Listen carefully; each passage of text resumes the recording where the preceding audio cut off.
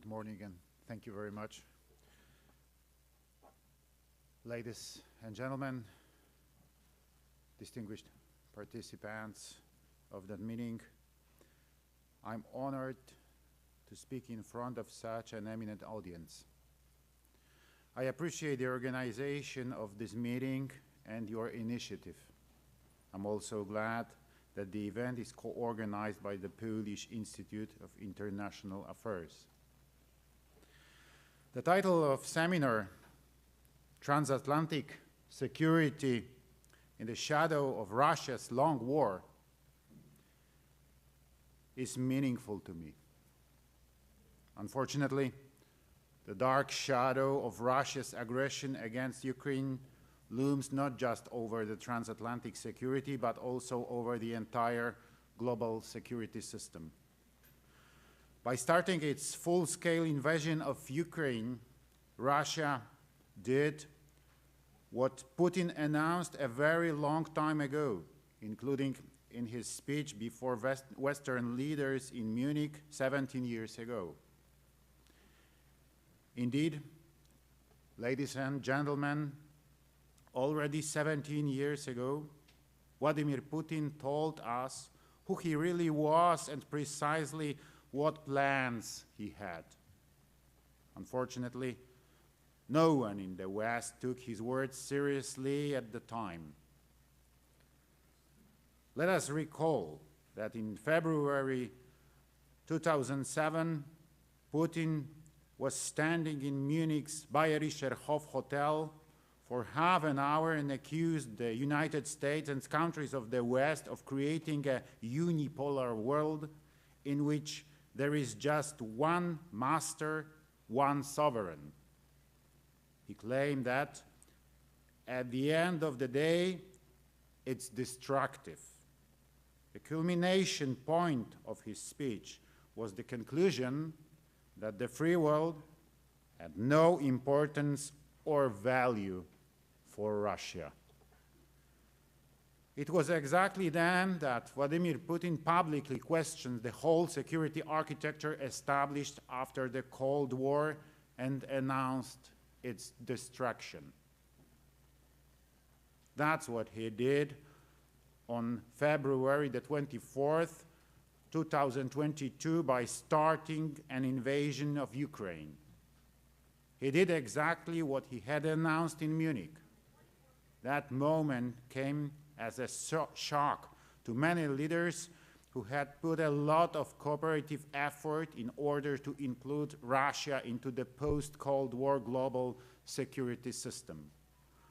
For years, Russia had not only been treated as a normal country, but much had been done to ensure that it holds an honorable place in the numerous international bodies that decide the future fate of the world.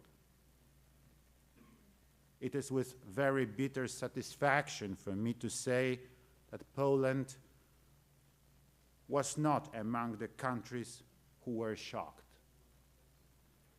We had been warning and predicting such a scenario for many years. When Georgia was facing Russian aggression in 2008, the late Lech Kaczynski, then President of Poland, said prophetic words at the rally in Tbilisi. He said, "Today Georgia, tomorrow Ukraine, and the day after tomorrow the Baltic states, and later maybe it's time for my country, Poland." No one in the West listened to him. Today, his words are gaining relevance, and it's ever more often that we hear key politicians of the free world saying that the risk of a further imperial march toward countries on NATO's eastern flank, including especially Poland and the Baltic states, is growing. The prophetic nature of President Kaczynski's words was not a coincidence. It resulted from very complex historical experiences of the Polish people. We know Russia very well, the mentality of its authorities and their modus operandi.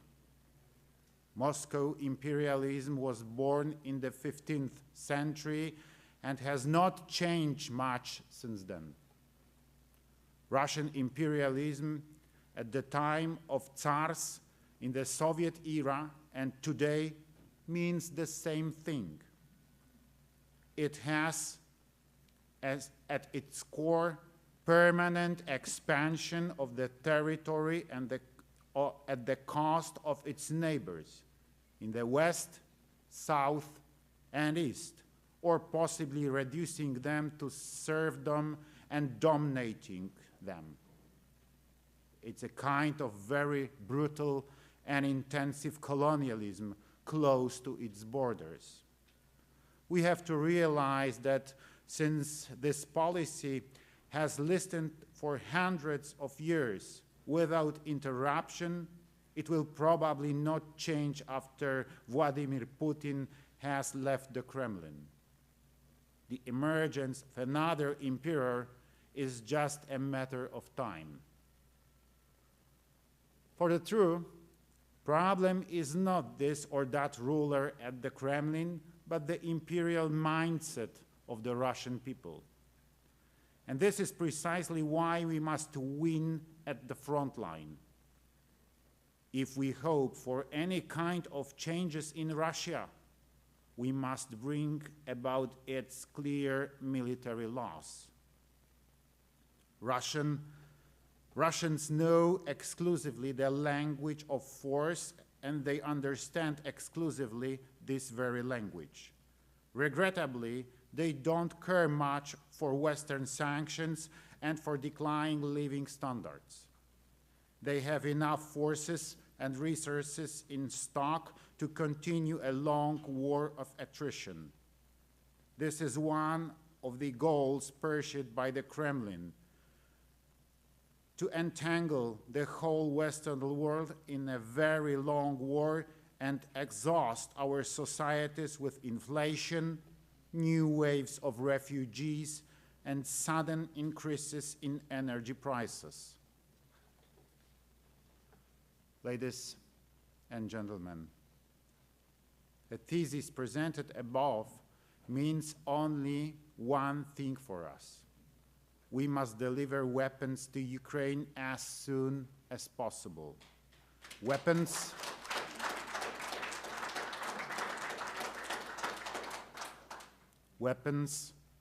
which will realistically allow to force Russian occupiers out of Ukrainian land. Furthermore, we must consistently and swiftly boost our forces and the military potential of NATO as a whole. This is the only efficient way of deterring Russia and of prevention. For Russia never attacks those who are strong. We must come to realize that the most realistic scenario to ensure victory to Ukraine in a long-lasting war is to provide it with combat necessary capabilities and well thought out and efficient way. An appropriate industrial base is indispensable for that, also one connected with the production of arms and ammunition. The West has a lot of gaps to close in this respect. We need to ensure that our industrial base is mobilized as soon as possible and that our production capacities are increased.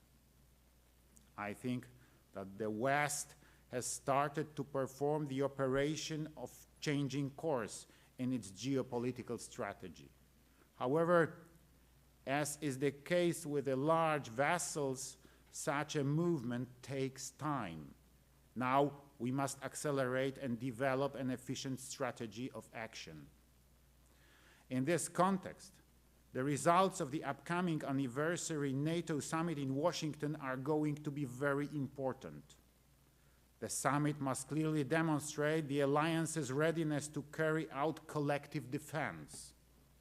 At the same time, it should produce a visible progress in the development of NATO-Ukraine relations. NATO should play a significantly bigger role in supporting Ukraine. We also expect the alliance to start working on creating a new strategy on Russia, one that will aim to contain it. We will discuss it at the Washington summit, and I hope that concrete decisions will be made in this regard. Ladies and gentlemen, having said that, I wish to stress that Poland believes in NATO as a main security pillar globally, as a community of the free nation founded on universal values. We believe that in spite of the grave situation in Ukraine and the resulting global security changes, nothing is settled yet. We also believe in the fundamental principle of the North Atlantic Treaty, in a principle of solidarity and unity, one for all and all for one. Global changes are happening right now before our eyes. The North Atlantic Alliance cannot afford to be a passive bystander. We must all individually but collectively build powerful armed forces, as this will result in a collective security of the alliance. Therefore, during my visit to Washington in March, I propose that all NATO members make a joint decision to increase their defense spending from 2 to 3% of GDP, as it was a victorious strategy of the West during the Cold War. I am convinced that nowadays this fundamental step will also ensure our security across the entire Euro-Atlantic area. I believe that this issue should be discussed at the NATO summit in Washington in July. I'm pleased by positive reactions to my proposals so far.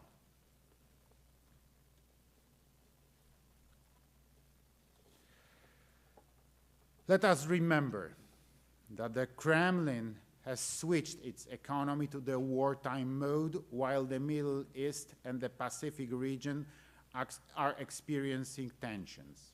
That is why today we must be bold and uncompromising. Poland, like few countries in the world, knows that security comes at a price, which is why it allocates more than 4% of GDP to maintaining and modernizing its armed forces. In 2014, alliance members pledged to raise their military spending to 2% of GDP. It was enough 10 years ago, but it's no longer enough today. We are NATO, we are stronger together. Thank you.